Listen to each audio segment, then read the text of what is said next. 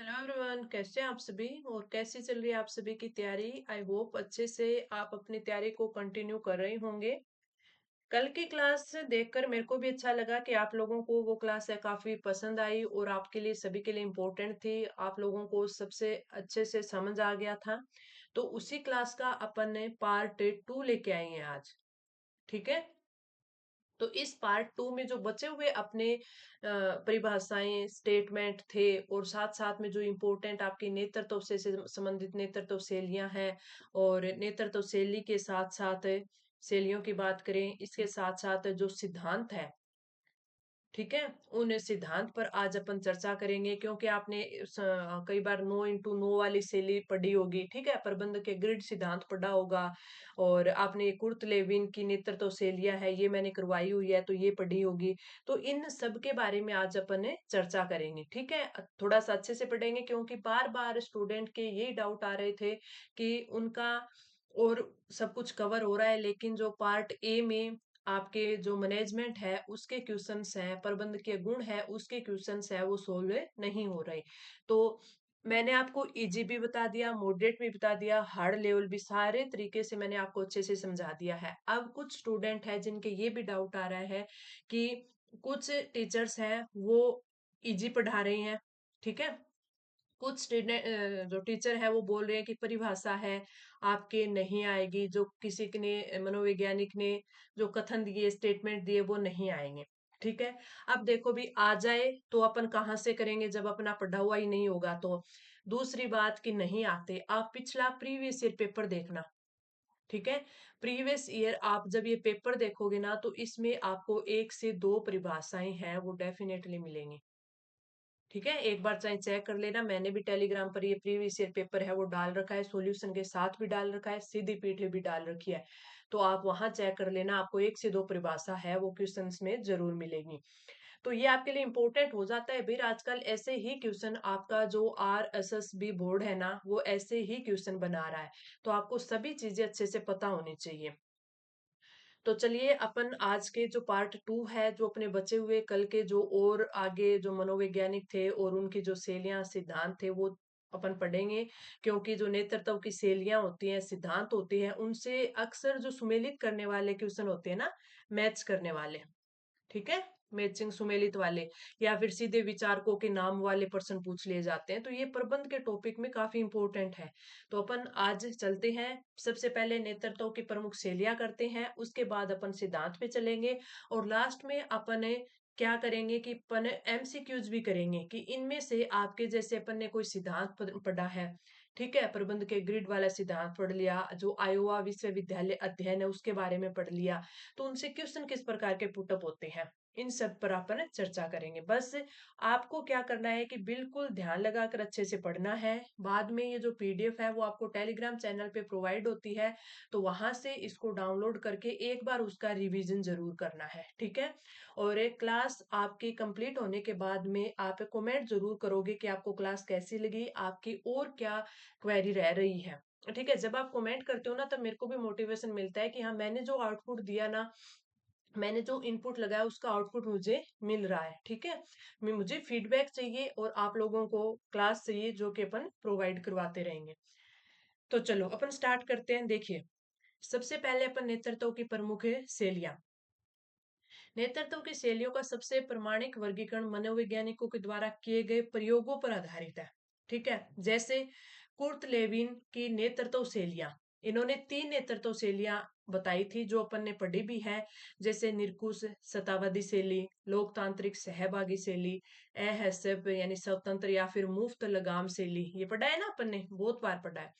ये शैलियां दी, लेकिन ये शैलियां आई कहाँ से, कुर्ट लेविन जी ने कहाँ से निकाला इन शैलियों को?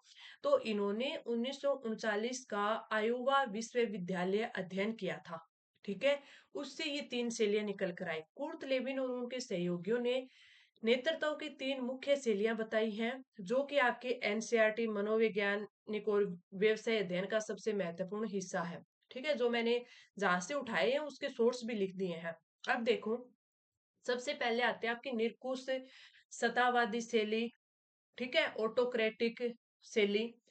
इस शैली में नेता सारे निर्णय खुद लेता है, और अधीनस्थों जो सबॉर्डिनेट होते हैं उनसे बिना सवाल किए आदेशों को पालन करने की उम्मीद करता है। निरकुश यानी सत्तावादी शैली, ठीक है, जिसमें खुद है वो सारे आदेश निर्णय लेता है। इसमें आपको कथन या विशेषता इस शैली की क्या ध्यान में रखनी है कि निर्णय लेने की शक्ति का पूर्ण केंद्रीकरण, ठीक है, इंपॉर्टेंट है ना ये। तो इस चीज को आपको ध्यान रखना है कि ये इसका स्टेटमेंट मान लो, इसकी विशेषता मान लो, ये निरकुश सत्तावादी शैली की है। तो आपको एक लाइन में जब पूछ लिया जाए कि निर्णय लेने की शक्ति का पूर्ण केंद्रीकरण किस नेतृत्व की शैली में पाया जाता है, तो आपका सीधा सा आंसर क्या हो जाएगा, निरकुश सत्तावादी शैली। ऐसे आपको याद करनी है चीजें। अगली है लोकतांत्रिक सहभागी शैली। नेता समूह के सदस्यों के साथ विचार विमर्श करके निर्णय लेता है। यह शैली टीम वर्क और समन्वय को बढ़ाती है। इजी है। हस्तक्षेप नीति बोल दे, स्वतंत्र शैली बोल दे, मुफ्त लगाम शैली बोल दे, ठीक है। नेता समूह को पूरी स्वतंत्रता देता है और निर्णय लेने में कोई हस्तक्षेप नहीं करता। सदस्य खुद अपने टारगेट तक तय करते हैं। तो इसमें देखो कि इसमें जो नेता होता है वो पूरी फ्रीडम दे देता है कि आप निर्णय लो, आप एक खुद टारगेट है वो तय करो, मैं इसमें कोई भी हस्तक्षेप है वो नहीं करूंगा। तो ये कुर्तलेविन की क्या थी, तीन नेतृत्व की शैलियां थी जो कि इंपॉर्टेंट है। इनके बारे में आपको ये भी पता करना है कि इसको आपके किस अध्ययन से उठाया गया है। तो ये याद रखना 1939 का आयोवा विश्वविद्यालय अध्ययन था, ठीक है। अब चलते हैं अपन अगले पर। अगले मनोवैज्ञानिक है आपके रेनसिस लिकर्ट की प्रबंधन प्रणालियां। लिकर्ट ने मिशिगन विश्वविद्यालय में अध्ययन के बाद नेतृत्व की 4 प्रणालियां दी थी, ठीक है। तो इन दोनों की इंपॉर्टेंट है, कुर्तलेविन भी इंपॉर्टेंट है, रेनसिस लिकर्ट भी इंपॉर्टेंट है। इन्होंने जो पहली प्रणाली दी, शोषणकारी सत्तावादी नेता है, वो अधीनस्थों पर बिल्कुल भरोसा नहीं करता, डर और सजा के माध्यम से काम करवाता है। नाम से पता है भी शोषण कर रहा है, सत्तावादी है, ठीक है। तो ये अपने जो भी सबॉर्डिनेट है उन पर बिल्कुल भी विश्वास भरोसा नहीं करता और उनको डराकर और सजा के माध्यम से काम करवाता है। दूसरी इनकी प्रणाली थी हितकारी सत्तावादी, यानी नेता अधीनस्थों पर एक मालिक की तरह दयालुता से व्यवहार करता है लेकिन निर्णय है वो खुद लेता है। हितकारी है, ठीक है, यानी हितकारी में क्या होता है कि वो उन पर दयालुता तो जरूर दिखाता है, नरमी बरतता है वो, लेकिन निर्णय है वो खुद लेता है, ठीक है। परामर्शदात्री नेता अधीनस्थों पर पर्याप्त विश्वास करता है, उनसे सलाह लेता है लेकिन अंतिम निर्णय खुद लेता है। सहभागी नेता अधीनस्थों पर पूर्ण विश्वास करता है। लिकर्ट ने इसे सर्वश्रेष्ठ शैली माना है, ठीक है, सहभागी शैली को। तो इसमें देखो भी 4 शैलियां हैं या फिर 4 आप इसकी प्रणालियां मान लो, लेकिन चारों में एक चीज ध्यान रखना कि जो 3 शैलियां हैं, तीनों में जो निर्णय है वो खुद नेता लेता है, ठीक है। इन चीजों को ध्यान रखना है। तो ये दो आपके मनोवैज्ञानिक याद करने हैं जिन्होंने क्या दी थी, आपके नेतृत्व की शैलियां दी थी। कुर्तलेवी ने 3 शैली दी थी और लिकर्ट ने 4 शैलियां या 4 प्रणाली दी थी। तो ये साथ के साथ आपको याद करनी है। अगला है, अपने आते हैं अब नेतृत्व के प्रमुख सिद्धांत, ठीक है। ज्यादा इंपॉर्टेंट दो है लेकिन अपन पढ़ एक सारी लेते हैं। नेतृत्व के सिद्धांत यह बताते हैं कि व्यक्ति नेता कैसे बनता है, उन्हें इन्हें क्रम अनुसार समझना जरूरी है। देखो, पहला महान व्यक्ति सिद्धांत या फिर गुण मूलक सिद्धांत आपको ज्यादातर पढ़ने को मिलेगा, जो आगे आपके आएगा गुण मूलक सिद्धांत, ठीक है।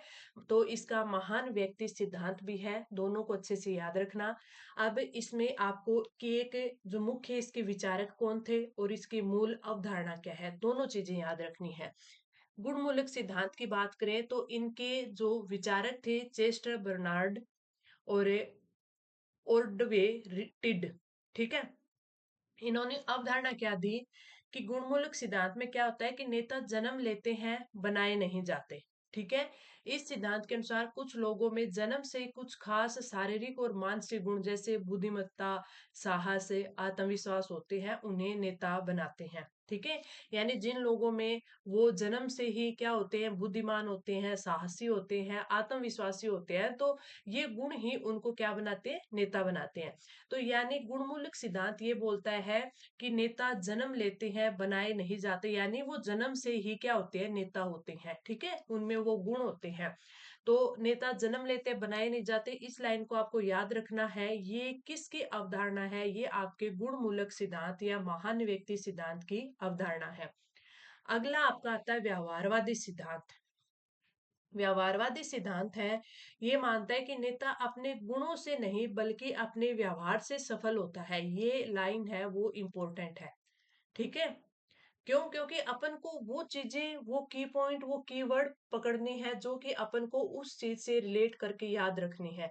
तो व्यवहारवादी सिद्धांत कहता है कि नेता अपने गुणों से नहीं होता, यानी कोई व्यक्ति अपने गुण से नेता नहीं बनता बल्कि अपने व्यवहार से है वो सफल होता है। और नेतृत्व का व्यवहार सीखा जा सकता है। क्यों? क्योंकि अब जरूरी थोड़ी है कि वो जन्म से ही ऐसा हो, बाद में भी तो वो अपने व्यवहार को चेंज कर सकता है, नेतृत्व का व्यवहार सीख सकता है। तो वो है व्यवहारवादी सिद्धांत। इसके नाम में ही व्यवहार आ रहा है ना। ओहियो स्टेट यूनिवर्सिटी अध्ययन, इन्होंने नेतृत्व व्यवहार को दो भागों में बांटा है। यानी जो ओहियो स्टेट यूनिवर्सिटी अध्ययन है, इसमें जो नेतृत्व पर अध्ययन किया गया, उसमें इस अध्ययन के अंदर नेतृत्व व्यवहार को दो भागों में बांटा गया। एक तो संरचना की पहल और एक विचारशीलता। संरचना की पहल यानी काम पर फोकस, विचारशीलता यानी कर्मचारियों के कल्याण पर फोकस। दोनों चीजें इंपॉर्टेंट है। दूसरा आता है प्रबंधकीय ग्रिड। ठीक है, प्रबंधकीय ग्रिड ब्लैक और माउंटेन का है ये। यह सबसे ज्यादा पूछे जाने वाला सिद्धांत है। इन्होंने एक नो इंटू नो का ग्रिड बनाया जो उत्पादन के प्रति चिंता और लोगों के प्रति चिंता को दर्शाता है। इसमें नो नो टीम प्रबंध को सबसे बेहतरीन नेतृत्व माना गया है। यानी जिस टीम में नो नो टीम प्रबंधन है उसको सबसे बेहतरीन नेतृत्व वाला माना गया है।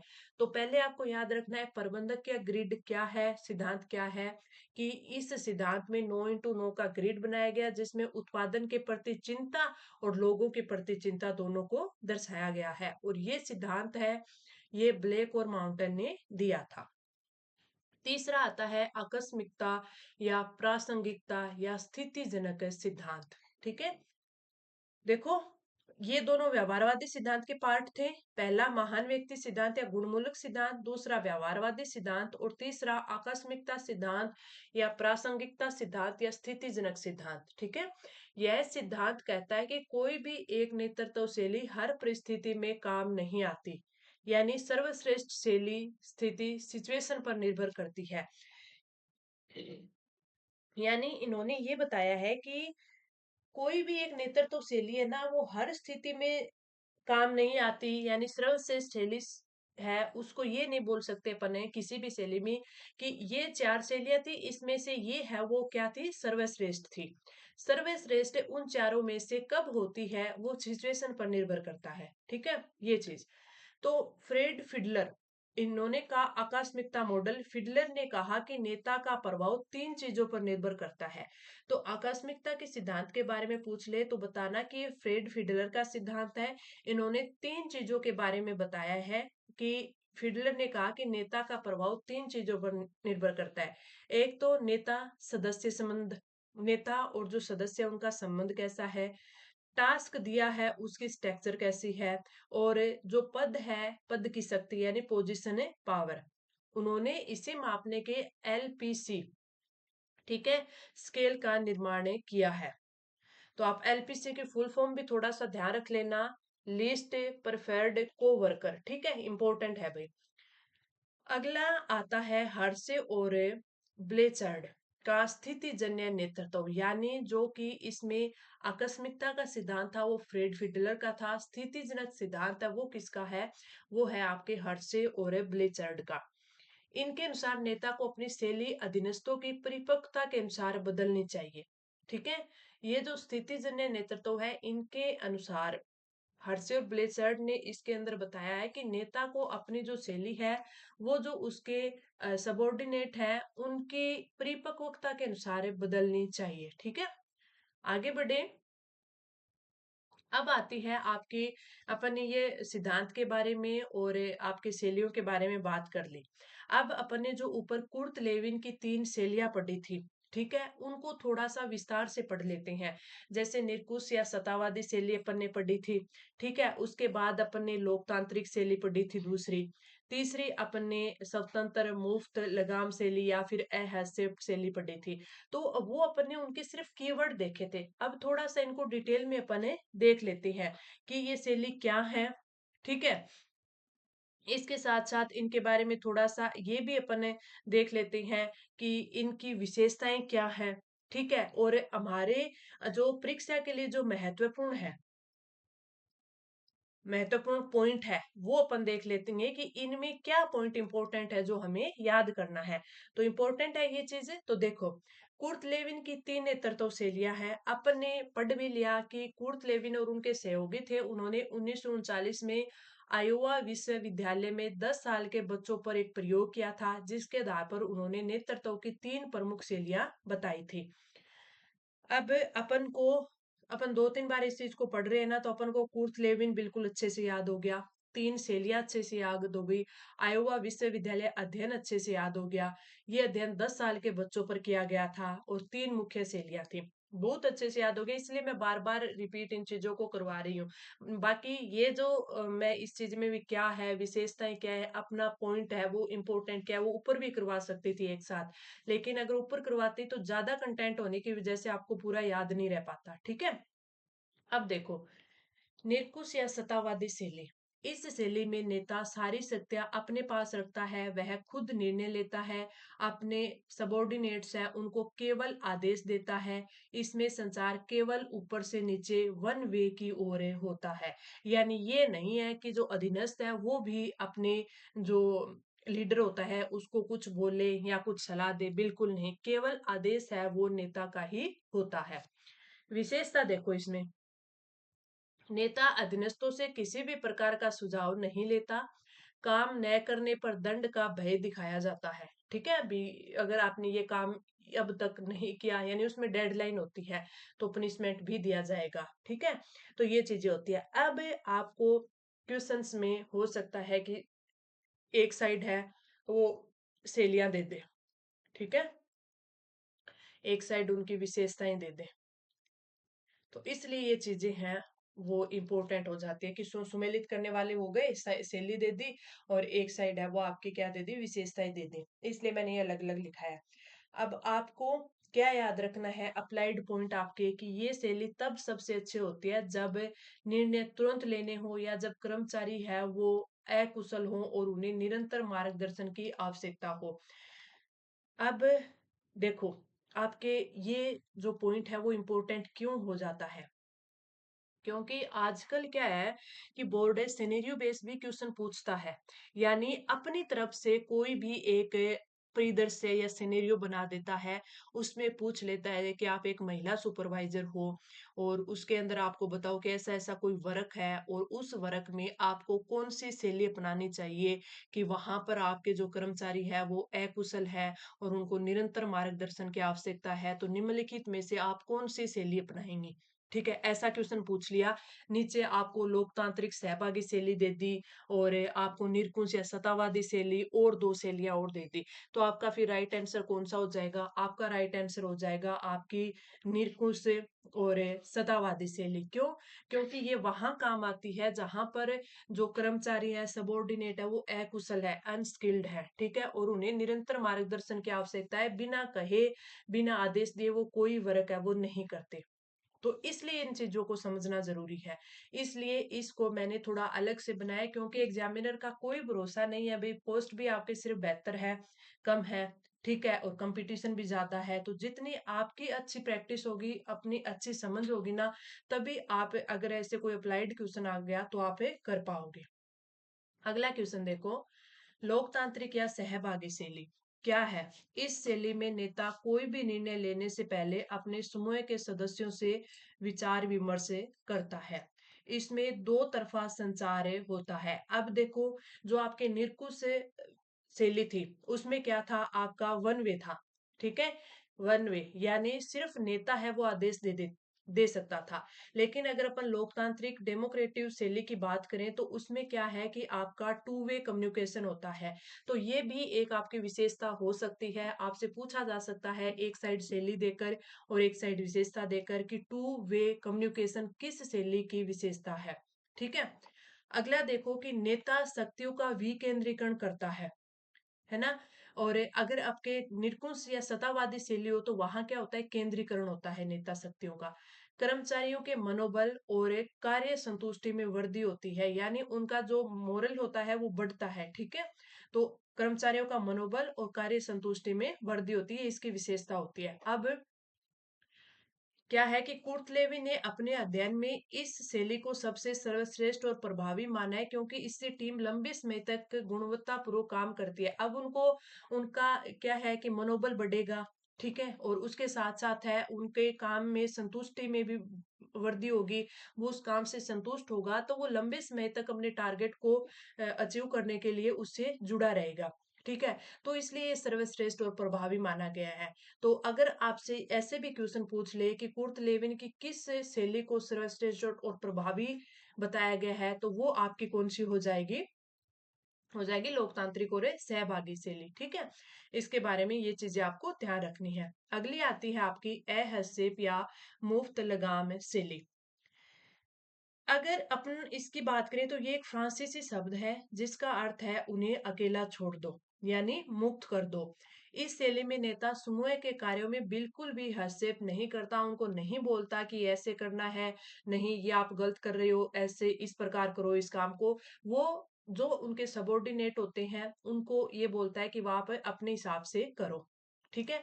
नेता केवल उनको रिसोर्सेज है वो उपलब्ध करवाता है। कर्मचारी अपना टारगेट खुद तय करते हैं और खुद ही निर्णय लेते हैं। तो अगर आपसे पूछा जाए कि ऐसी कौन सी शैली है जिसमें नेता केवल इनको रिसोर्सेज उपलब्ध करवाता है, तो वो आपके अहस्तेप या फिर मुक्त लगाम शैली है। ठीक है। यह से जो शैली है वो केवल तभी सफल होती है जब टीम के सदस्य अत्यधिक योग्य, अनुभवी और स्व प्रेरित यानी सेल्फ मोटिवेटेड हो। उनको बाद में ये नहीं हो कि मोटिवेट करने की जरूरत पड़े, वो खुद अपना काम है वो कर सकते हो। तो ये भी आपके एक सिनेरियो बेस्ड परिदृश्य बनाकर एग्जामिनर आपको दे सकता है कि आप उस जगह की सुपरवाइजर है या आपको वहां पर सुपरवाइजन करने जाना है, वहां पर आपको ये टीम मिली है, ये काफ़ी योग्य है, अनुभवी है, सेल्फ मोटिवेटेड भी है, तो आप वहाँ पर किस शैली के आधार पर, नेतृत्व की शैली के आधार पर उनसे काम करवाएँगी। तो आप ये एग्ज़ाम्पल दे सकते हो, ठीक है? अगला आपका आता है ब्लैक और माउंटेन का प्रबंधकीय ग्रिड, जो अपन ने ऊपर बात की थी नो इंटू नो ग्रिड। ठीक है। अब इसको थोड़ा सा अच्छे से समझ लेते हैं कि नो इंटू नो ग्रिड होता क्या है। रॉबर्ट आर ब्लेक और जेन एस माउंटेन ने 1964 में यह सिद्धांत दिया था। यह व्यवहारवादी सिद्धांत का सबसे महत्वपूर्ण हिस्सा है। तो ये भी आपको इम्पोर्टेंट लगाना है। उन्होंने ये मापने के लिए एक नो इंटू नो का ग्रिड बनाया कि एक प्रबंधक अपने काम और अपने कर्मचारियों को कितना महत्व देता है। एक यहाँ पर है प्रबंधक की बात हुई है। ग्रिड के दो एक्स, एक्स एक्स यानी क्षैतिज हॉरिजेंटल, ये उत्पादन के प्रति चिंता को दर्शाता है। इसमें 1 से 9 तक का पैमाना है। तो आपको ये याद रखना है क्षैतिज या हॉरिजेंटल किसको बताता है, उत्पादन के प्रति चिंता को। वाई एक्स यानी लंबवत या वर्टिकल, ये लोगों के प्रति चिंता को बताता है। इसमें भी 1 से 9 तक का पैमाना है। ये क्वेश्चन मैंने अपनी टेस्ट सीरीज में डाले थे, तो कई स्टूडेंट के ये कमेंट थे, उनको डाउट था कि ये क्वेश्चंस है वो उन्होंने वहां पर पेपर देने के बाद उनको समझ लिया था, लेकिन कि ये हमने पहले कहीं पढ़ा नहीं है तो इनको हम कैसे सोल्व करें। तो ये जिन स्टूडेंट ने नहीं पढ़ा है तो उनके लिए भी एक प्लस पॉइंट है, और जिन्होंने टेस्ट सीरीज में पढ़ लिया है उनके लिए तो कोई दिक्कत है ही नहीं। इस ग्रिड के आधार पर 5 प्रमुख नेतृत्व शैलियां उभर कर आती हैं। अब एक एक क्या होता है, नो एक क्या होता है, अब आपको अच्छे से समझ आ जाएगा। दरिद्र या अकार्य कुशल प्रबंधन स्थिति क्या होती है कि उत्पादन के प्रति न्यूनतम चिंता एक और लोगों के प्रति न्यूनतम चिंता एक, यानी दोनों ही आपके वन वन है। जो देखो यहाँ पे है ना, नो इंटू नो, इसमें आपके ओरिजेंटल है वो क्या है, उत्पादन के प्रति चिंता। ठीक है, वो भी 1 से 9 है। वर्टिकल लोगों के प्रति चिंता वो भी 1 से 9 है। अगर ये दोनों ही 1-1 है, यानी आप उत्पादन के प्रति भी न्यूनतम चिंता कर रहे हो और लोगों के प्रति भी न्यूनतम चिंता कर रहे हो, तो दरिद्र या अकार्यकुशल प्रबंधन होगा वो, ठीक है, मैनेजमेंट। विशेषता क्या है? यहाँ प्रबंधक बस अपनी नौकरी बचाने भर का काम करता है, ना तो उसे काम से मतलब है, न ही कर्मचारियों की भलाई से मतलब है। ठीक है? तो इसमें सिर्फ आपको इसकी क्या देखनी है? विशेषता देखनी है। ये समझ में आ गया एक एक का मीनिंग क्या होता है। अब देखो, कार्य या तानाशाही प्रबंध, टास्क मैनेजमेंट, अथॉरिटी। अब देखो नो एक, ठीक है, उत्पादन पर अधिकतम ध्यान। पहला जो मैंने आपको बताया कि जो हॉरिजेंटल है वो क्या होता है, उत्पादन की चिंता, और जो आपका वर्टिकल होता है वो क्या होता है, लोगों की चिंता।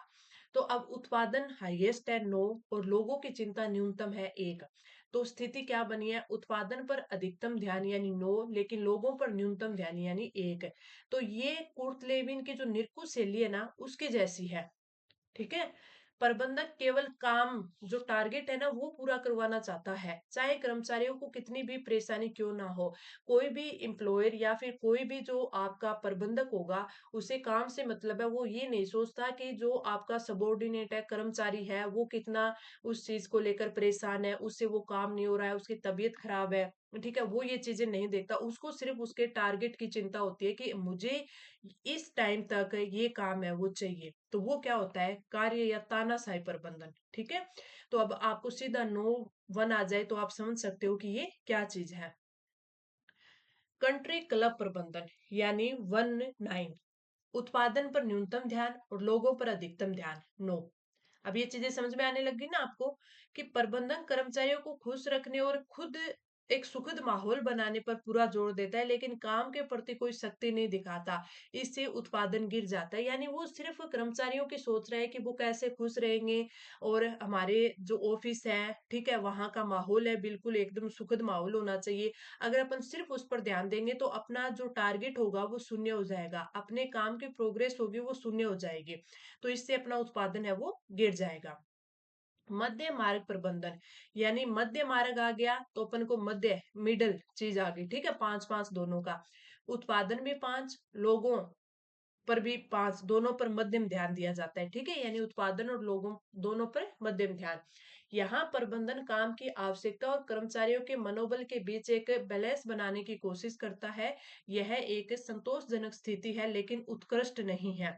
हाँ ठीक है, वो काम पर भी ध्यान दे रहा है, लोगों पर भी ध्यान दे रहा है, कर्मचारियों का भी ये देख रहा है कि उनका मनोबल टूटे ना, वो काम भी करते रहे, एक बैलेंस बनाने की कोशिश जरूर है। ये एक संतोषजनक स्थिति है लेकिन ये उत्कृष्ट काम में नहीं है। अब आता है टीम प्रबंधन, नो नो, ये सबसे सर्वश्रेष्ठ है। क्यों? कि उत्पादन भी अधिकतम ध्यान दे, नो, और लोगों पर भी अधिकतम ध्यान है, नो। यानी ब्लैक और माउंटेन के अनुसार यह सबसे आदर्श और सर्वश्रेष्ठ नेतृत्व शैली है। इसमें टारगेट भी पूरी तरह से प्राप्त होते हैं और कर्मचारियों का मनोबल भी सबसे ऊंचा रहता है। यानी अपने काम पर जितना उन्होंने जोर दिया है, ठीक है, उस पर जितना ध्यान दिया, उतना ही वो अपने एम्प्लॉय पर भी ध्यान देता है कि उनका भी मनोबल टूटना नहीं चाहिए। ठीक है, तो ये आपकी नो इंटू नो ग्रिड प्रबंध ये सिद्धांत था। तो आई होप आपको अच्छे से समझ आ गया होगा। मैंने पूरी कोशिश की है बिल्कुल इजी से समझाने की, कि आपको छोटी छोटी चीजें भी अच्छे से समझ आ जाए। अब अपन ने दोनों सिद्धांत है वो कर लिए हैं, कुर्तलेविन की शैलियां भी देख ली है, ये सिद्धांत भी पढ़ लिए हैं। अब अपन इन पर जो क्वेश्चंस बनेंगे ना उनको देखते हैं। उससे पहले मैं अपन को इस टेस्ट सीरीज के बारे में बता देती हूँ। जो अपन ऊपर क्वेश्चंस कर रहे हैं ना, ये सारे क्वेश्चन इस टेस्ट सीरीज में शामिल हैं। और सबसे पहली बात कि आपके जो पार्ट ए में मैनेजमेंट आपके 20 मार्क्स का है, ठीक है, लेकिन इसके क्वेश्चन आपके 15 ही आएंगे, हो सकता है कि 12-13 ही क्वेश्चन आए, क्योंकि पिछले एग्जाम में 12 से 13 क्वेश्चन ही आए थे। लेकिन अपन इसके 20 नंबर का है तो 20 क्वेश्चन मान के मैंने ये टेस्ट सीरीज बनाई है, ताकि आपको कंटेंट है वो ज्यादा मिल पाए।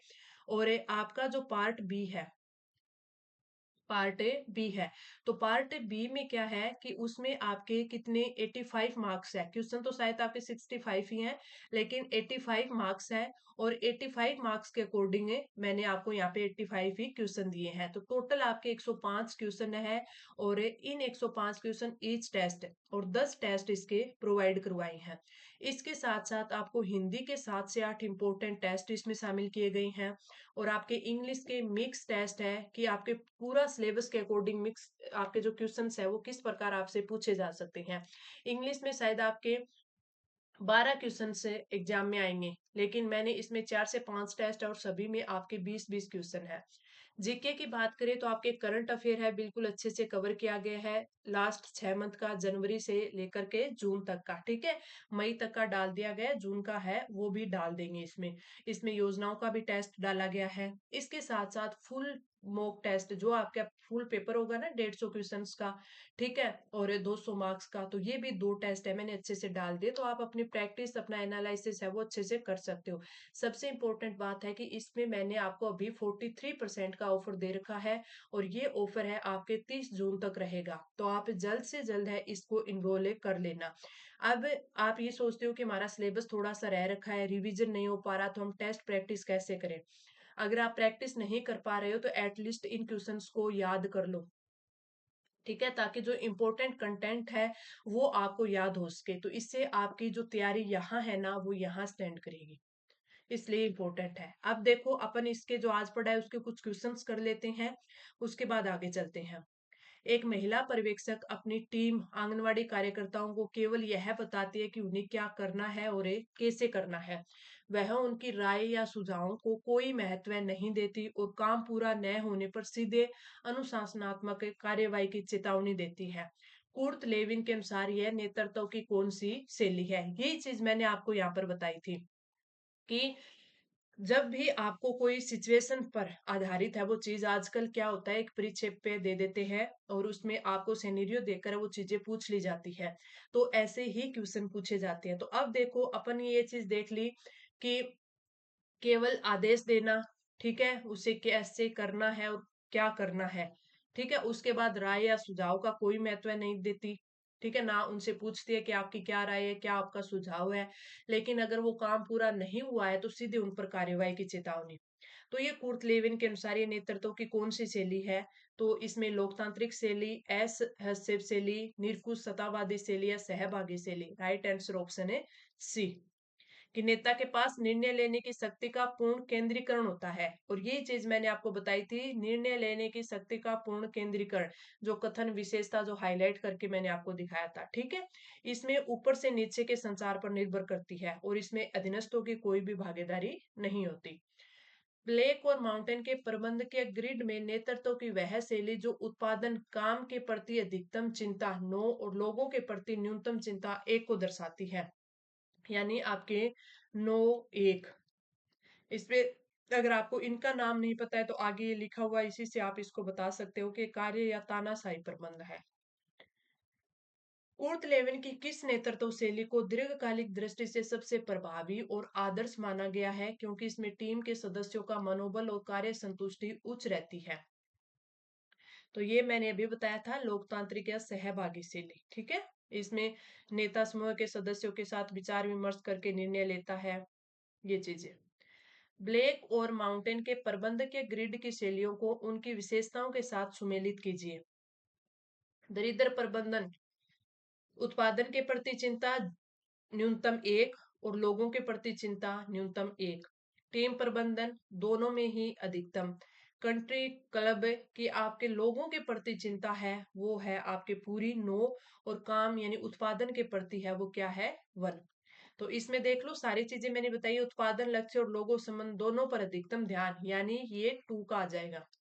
कर्मचारियों की खुशी और सौहार्दपूर्ण माहौल पर जोर, उत्पादन में कमी, ठीक है? यानी ये क्या आ जाएगा आपका कंट्री क्लब।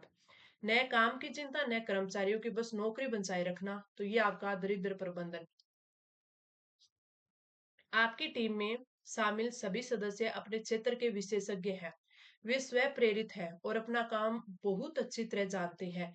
एक पर्यवेक्षक के रूप में कुर्ट लेविन के अनुसार आपको उनके साथ किस नेतृत्व शैली का प्रयोग करना चाहिए? ये एग्जाम्पल देके मैंने अच्छे से आपको समझा दिया है, इसका आंसर है आप कमेंट करोगे। ठीक है? क्योंकि मैंने आपको पहले इस चीज़ को बताया था कि आपके अगर क्वेश्चन्स पूछा जाएगा तो इस प्रकार पूछा जाएगा, ये सिचुएशन आपको देगा। तो आप सभी ये कमेंट करके आंसर बताओगे और जो स्टूडेंट इसका आंसर बताएगा वो ही ये हो जाएगा कि आज की क्लास उसने पूरे मन से और पूरे ध्यान से है वो क्लास को लिया है। ठीक है? तो इसका आंसर आप लोग दोगे।